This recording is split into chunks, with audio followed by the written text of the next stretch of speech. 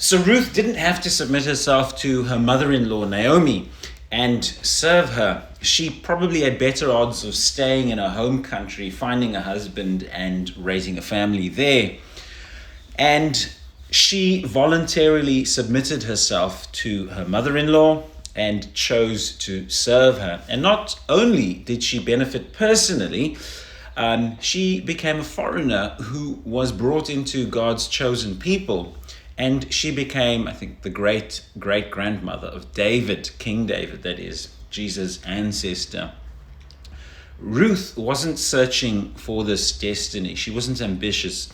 She submitted to her mother-in-law of her own volition and listened to her instructions. So the story of Cain and Abel then came to mind. And that story is packed with meaning. And one thing I see is Cain's intense animosity towards his brother Abel, arising out of envy. You'll remember that the Lord accepted Abel's sacrifice and was pleased with what he had done. So humans have this intense base desire to perceive oneself as a victim. That's what we see with Cain. And that can make just any action to level the perceived disparity. Envy and malice are often cloaked as aspiration and ultimately are not generative. They don't generate value. Envy breaks down people and breaks down principles. And ambition often becomes the highest ideal. But that ambition, remember, cloaks the envy.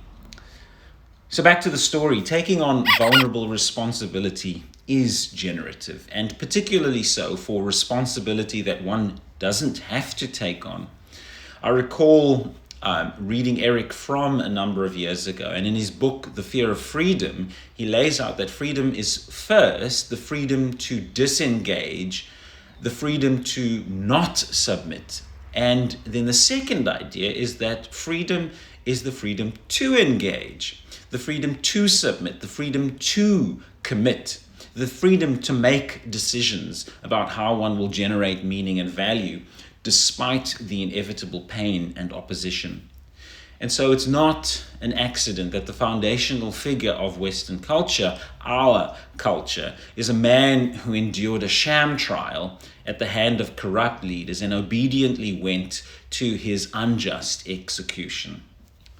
Ruth is a model worth emulating. Father, thank you for those who model faith in trying times.